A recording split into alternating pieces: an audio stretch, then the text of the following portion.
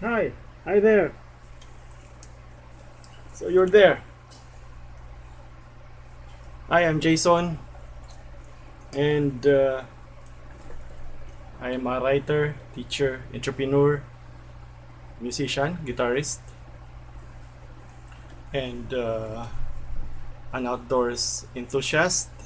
And I'm also into this hobby called uh, prepping and survivalism. Last time, I talked about the philosophy, the philosophy of survivalism and prepping. And I recorded a video while I was off grid or in the wilderness. And it was recorded last summer, and it was when the lockdown here in the Philippines was still very strict and on its height. Now, let's proceed to another interesting topic that is related to prepping and survivalism. Suppose you are in a mall. Suppose you are in a mall, and all of a sudden there is a commotion, and you investigate and you realize that um, the mall is on fire, for example, or if not, there are armed men, no, armed men um, who seem to be attacking everyone in the area. Will you be ready for such a spectacle? Will you have the tools that you need for such an event?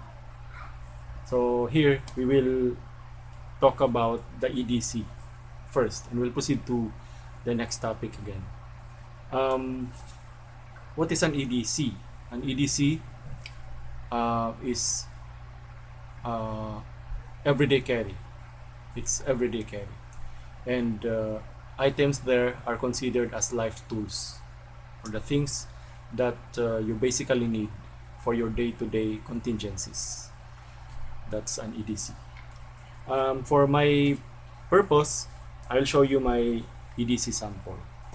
Um, I have a pouch like this, and then um, inside are my preferred EDC items, because when it comes to EDC, it depends upon your preference.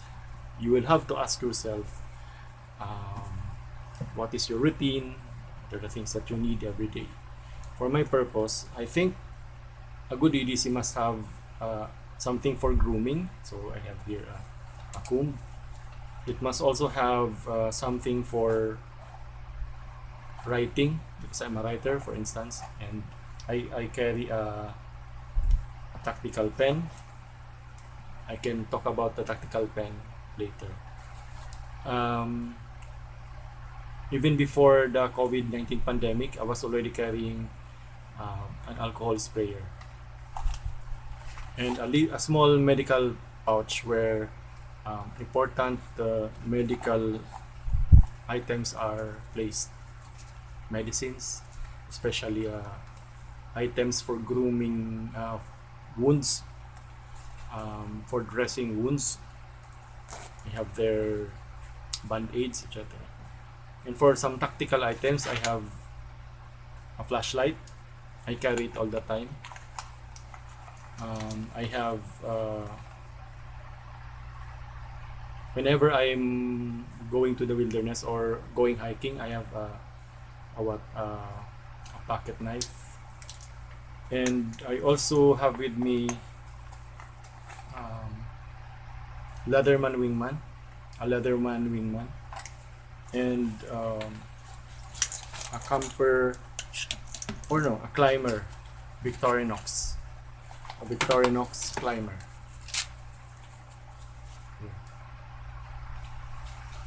There. Items that are, I think, should be in your EDC. There. A little note for the pocket knife. For me, a good pocket knife must have glass breaker, seatbelt cutter, and serration on the blade for cutting thick ropes. That I think is the elements of a good pocket knife. By the way, you can also use the tactical pen in breaking glass in case you need to save someone. For example, a person is caught up in a car accident. You need to you need to break the glass so that you could help him out, and then you need to use the pocket knife in cutting this part, the pocket knife in cutting the seatbelt. That's the EDC. Next item would be the bug out bag. Suppose you are in a situation wherein you need to go home, or you need to go out of your house because of a particular emergency or a particular catastrophic event. It could be a pandemic, it could be impending war, things of that kind.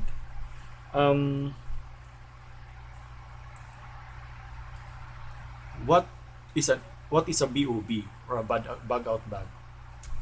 A bug out bag is basically a pouch or a big pack where you put your essentials, survival supplies, the things you can carry with you.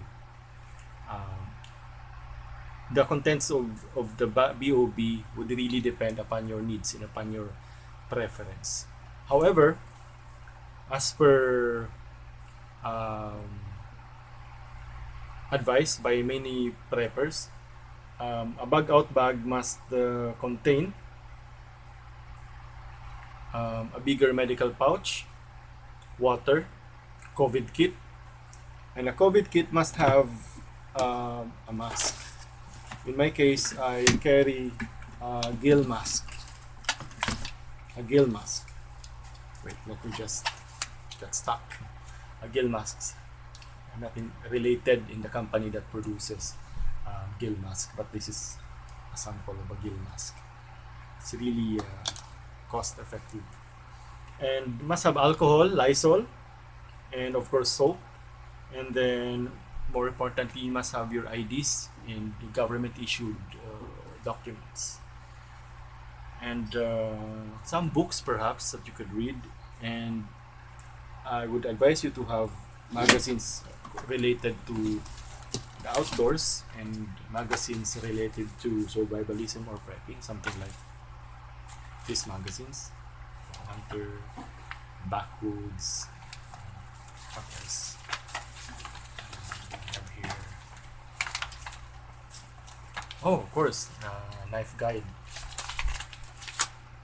Knife Magazine, and we have here, you have, Prepper Magazine. You could also include them inside your BOB or bug out bag. Now let me put it there. Okay, aside from light books and magazines, if you happen to have any other interest, for example, you are a musician, you might consider bringing your guitar or a musical instrument that is light enough to carry. Okay, of course, for hunting and for defense perhaps, maybe you would like to consider carrying an air gun, something like this. Me, I have a Rogan's air rifle. It is a CO2 rifle. There we go. But since I am an environmentalist, I do not shoot birds anymore, unlike when I was a child, unlike when I was younger. You may also consider bringing a smaller air pistol, um, something like this. This is a Squires Bingham vintage, and consider also having with you a pump air gun, so that you don't have to be you will not need to replenish it with CO2 because it's pump air gun. What else? A tent. For some people, they can just build their own shelters, but for many of us, we will need tents. Okay. What are the topics? Other topics. Now, if you bug out, for example, if you decide to bug out, what will you do there? What will you do there? Some of the things you can actually do while you are in your BOL or bug out location is partake on off-grid living or country living. Of course, number one, you can plant, you can farm, you can plant or you can farm. There are various courses now being offered in hydroponics, etc., organic farming. You know very well that when the pandemic hit, that's when we realized that we also have to go back to the land and live off the land. So there's now resurgence of backyard farming, etc. And this skill will be very important when you bug out. Okay. You can also forage. You can also look for edibles, fruits, vegetables. You can hunt, as I said. But I don't hunt using my rifle. I don't shoot birds. I don't recommend it because there are wildlife that are illegal to hunt. For example, the Philippine eagle. Okay, the Philippine eagle. It's illegal to shoot the Philippine eagle. And another thing, you can immerse into the cuisine of the barangay where you, for instance, you go to a bug out location where there are neighbors. You can also immerse in the cuisine of that place. And you can also research, okay, on herbal pharmacology, and then later on look for plants that actually have healing benefits in that area. And you can also immerse in the oral tradition of that area, culture, oral tradition, stories pertaining to myths and legends would be part of our indigenous knowledge, rich heritage or indigenous knowledge. And you can also do your hobby there. In my case, as a musician, I would record guitar parts, and I would also write poetry and would actually record them. I upload some of them in my channel here. Kindly check the earlier videos uploaded. And the cream of the crop, you may also research on Philippine martial arts in that particular locality. Perhaps they are practicing a kind of, or a version, or one type of kali or arnis. You could try to learn from the elders in that area. And you can barter, you can do air gunning, you can practice your marksmanship, etc., because you have there a cathedral of space that is available for you. Have you watched that movie entitled Into the Wild? Have you seen that film wherein the protagonist actually hiked and then went off grid full time? He intended to stay off grid for the rest of his life, and then realized later that such beauty of nature will overwhelm you. Will overwhelm you, and such pity if you cannot share it with anyone else, or you have no one to share it with. So that was his realization in that movie. That was a realization of the protagonist in that movie. So the question now is, when you stay off grid, can you do it alone? Is survival a solo affair? Before I proceed, kindly check the YouTube channel of Lady Cimarron. Okay, it's a great channel on bushcraft by a Bicolana. So check it out. By a Filipina and Bicolana. Check it out. Lady Cimarron. Lady Cimarron. Check her channel.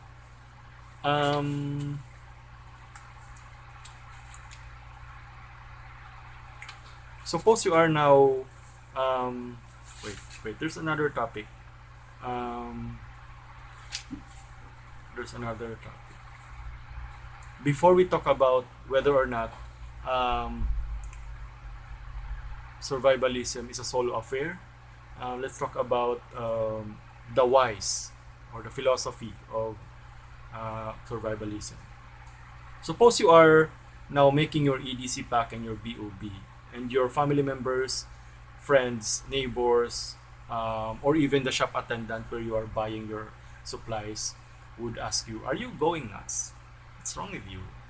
What's the need for actually buying those things? You don't need them." What do you say? What do you say to them? You say to them that the prepping or survivalism is a hobby.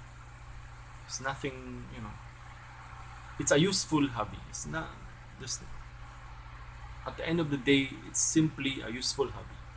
And it's actually important when it comes to food security, because the hobby will require you to have some knowledge in gardening, in farming, in foraging, in hunting. So you will learn how to gather food, and not just rely on the legal tender in purchasing food from the supermarket or from the supermart or from the grocery. So you'll have food security, and of course it has health benefits, because the food from the farms, without insecticides and other pesticides, there are actually healthier food choices. And living off the land is one way to preserve nature. By being with nature, by realizing that nature is our home, also we will realize that the forest is not just property. It's not just timberland or state property. It is what? Part of our anatomy. It's part of our human anatomy. As it will also inculcate among us detachment from the gridlock of legal tender. Simply put, it will not make us overly dependent on money if we are into prepping, survivalism, or what, the outdoors, or we are into self-production, independence in producing our own supplies and food. And well, at the end of the day, it's nothing but a relaxing hobby, as well as it's also a good exercise, especially if you include hiking as part of your prepping or part of your survivalism hobby. There, that's the prepper philosophy. The question now is, what if there's more to your bug out? What if there's more to your bug out? Meaning there's something more to it. Like, it's not just an ordinary rural area, for instance. What if it happens to be, say, a historical site, or say a World War II battle site? In my case, I was lucky enough to be in a place like that. The place where our BOL happened to be a World War II battle site. So there, aside from doing the aforementioned, I also made it a point to explore the historical sites there, and I interviewed people about the area, and later on, I read about the place. And while I was there, I could actually map out where the battle and the skirmishes happened by virtue of these items, relics. I went relic picking, so I found some uh, spent machine gun shells. This is an American Browning machine gun shell. I have lots of this. I'm showing you some samples, and this is, of course, I also found items from the other side, from the Japanese. This is a Japanese machine gun slug. Japanese machine gun slug, and this is a Browning machine gun, American Browning machine gun slug. Yeah, there. So just samples, and Arisaka Japanese Arisaka rifle slug. Yeah, something like, yeah. This one is a little bit cleaner. There. Technically, these are no longer ammunition because they are no longer complete. They are no longer attached to Attached to a casing, bronze casing with gunpowder. No more gunpowder, no more bronze casing. Therefore, not considered as ammunition. I also found their helmet, and being a hobbyist now on World War II collecting, there, a bayonet, Japanese Arisaka bayonet. Sounds good, huh? Yeah, this one is a Japanese Arisaka rifle bayonet. Okay. Now the question now is, we now go to the question whether or not we can survive alone. Can we survive alone? Is survivalism or prepping a solo affair? Okay. Think about the incident in Tarlac that happened a few days ago, involving a police officer. It was a case of what? A community in discord, right? A community in discord. It led to the death of a mother and her son, and the incarceration of the police officer. In survivalism and prepping, there is a concept related to it that we call community prepping. It is when the community works as a team in preparing for any eventuality, say calamities, say intruders, criminality. There, a good community that is into prepping must be a community that is in harmony. Of course, we already have mechanisms for that purpose. We have the barangay mediation conciliation system. The system is supposed to prevent litigation among members of the same barangay, or people with disputes who are of different barangay but of the same city. And of course, you can read the law about it as to the jurisdiction of the barangay. One important aspect is issues on support, child support, etc. Not barangayable. Very important. Can we survive alone?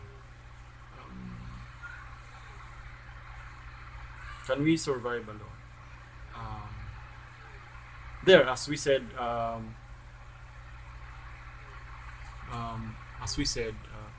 community. This is actually an idea also being espoused by Mr. Posadas, Hubert Posadas, a fellow. Shout out to Sir Hubert Posadas, a fellow prepping survivalism enthusiast. He says that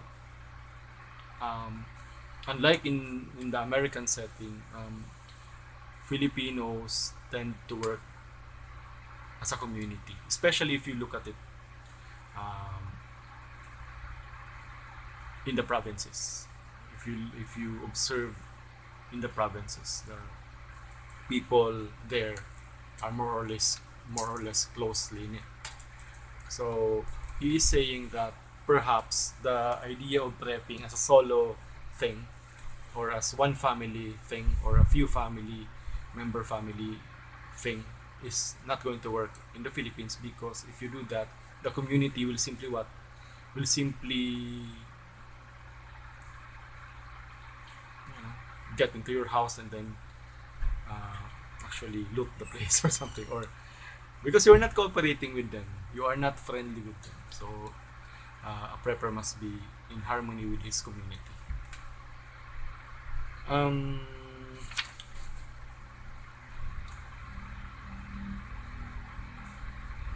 Now the question now is, what would be our course of action when the COVID pandemic has a second wave here in the Philippines? What will we do? What will we do?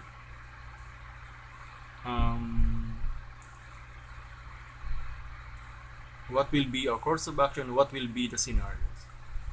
One thing that we could expect is that there will be no lockdown. There will be no lockdown unless it gets really worse. There will be no lockdown unless it gets really worse.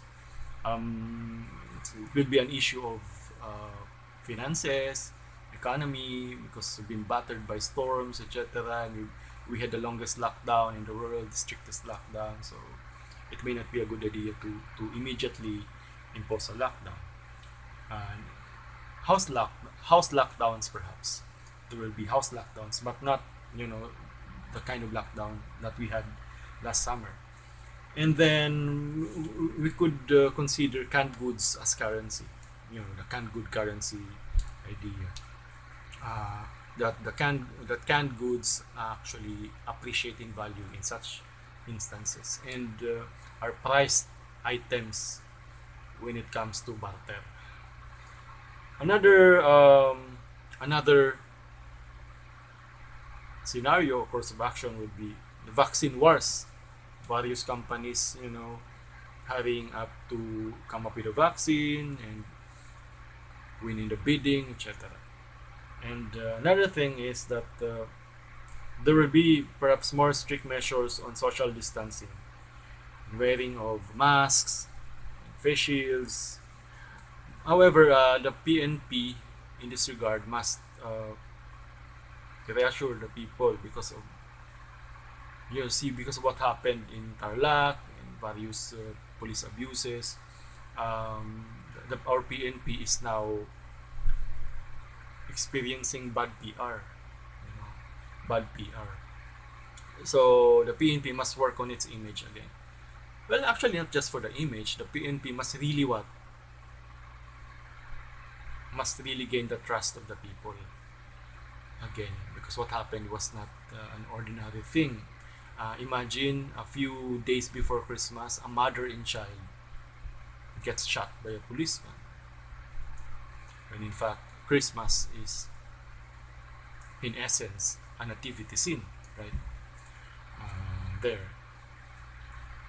Another question is, will you bug out if ever that happens? Will you bug out or will you bug in? Will you bug out or will you bug in? A very important question. Let us talk about the benefits and disbenefits of bugging in, etc. First, on bugging out, what are the cons or the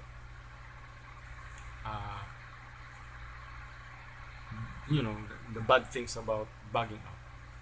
First, number one, you have limited supplies when you bug out. You have to remember that you will have to rely on the items that you can actually carry. You may have limited supplies. Number two, you may have health issues. And these issues might give you problems when you actually bug out, when you are out there. Okay, next, complexity of travel. You see, the calamity uh, the event that we are actually preparing for might happen when we are not at home, or when everybody is not at home, or not everyone is at home. So there's complexity in travel. Rendezvous area, where shall you meet, and are you going to get there? Are you going to get to the rendezvous area on time and in one piece? And you will have to do it in chaotic conditions. And of course, exposure. While you are bugging out, you could get exposed to the problems that you're actually running away from. Cold, heat, if it's a calamity weather, a calamity issue, rain, fallout, if it's radiation, and contagions, as in the case of a pandemic, and of course criminality. When you're actually bugging out, you might come across them. So those are the things that you need to consider. And also, if the BOL or the bug out location is in an isolated and secluded place, far from neighbors, no community prepping, no community defense. And another thing is food security issues. And consider that edible crops in the field exist only for a short time, and hunting and foraging requires experience and training, same as planting or farming. So you may not have the skill and knowledge in actually gathering and securing food for everyone. However, if you bug in, here are the advantages. If you bug in, if you do not bug out, if you do not leave your home, if you make your home your castle, proximity and access to supplies and facilities, and to your stockpile, which must be 30 days worth. Thus, your stockpile must be able to support you for 30 days without actually going out of your house. And another advantage is the simplicity of a get home plan. So it's simpler. Everyone just goes home. Must have a go home bag, and then just get home. Another thing is community defense, community prepping. So your neighbors, you can actually work together. Okay. And proximity to government support, right? Especially if you are in a city. However, here are naman some of the disadvantages of bugging in or staying home. Looters, number one.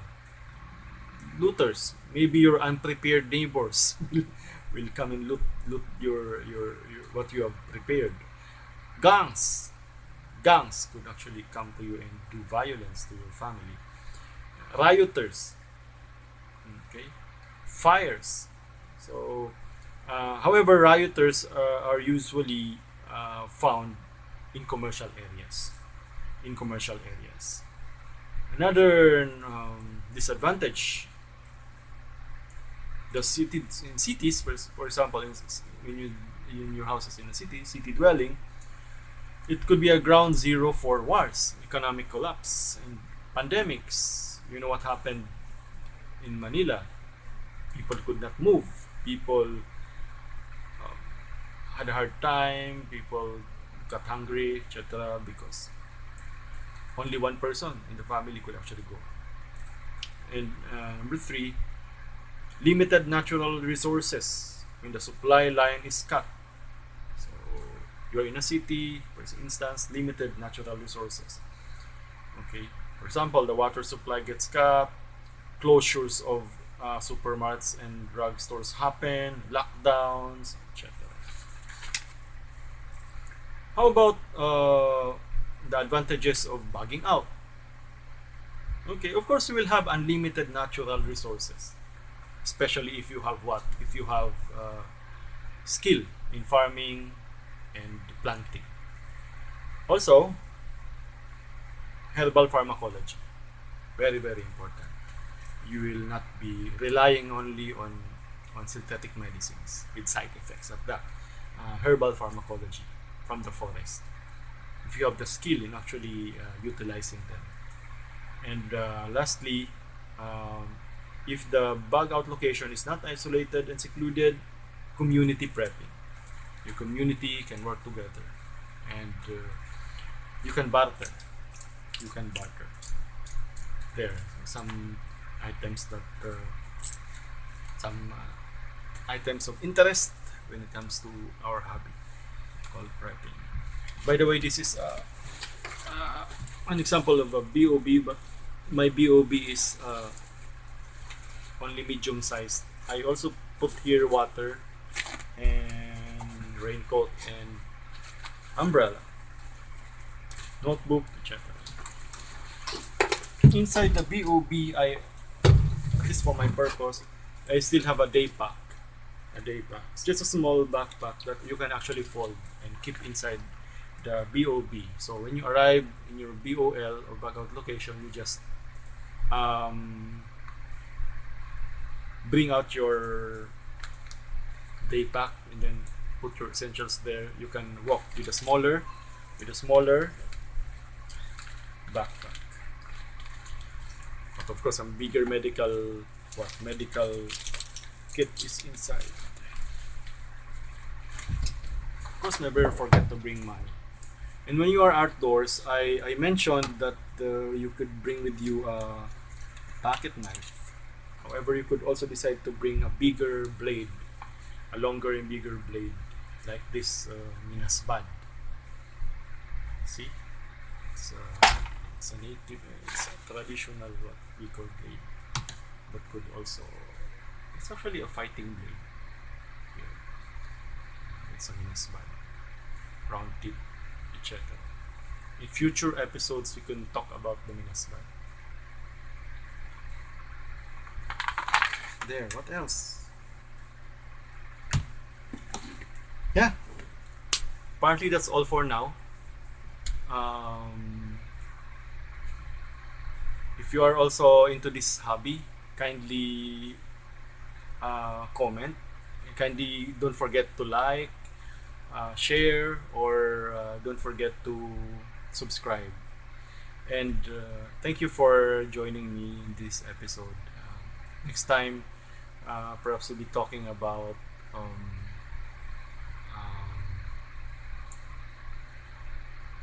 well, we will see at that time. Maybe we'll talk about the different types of bolos and blades. Thank you and be safe.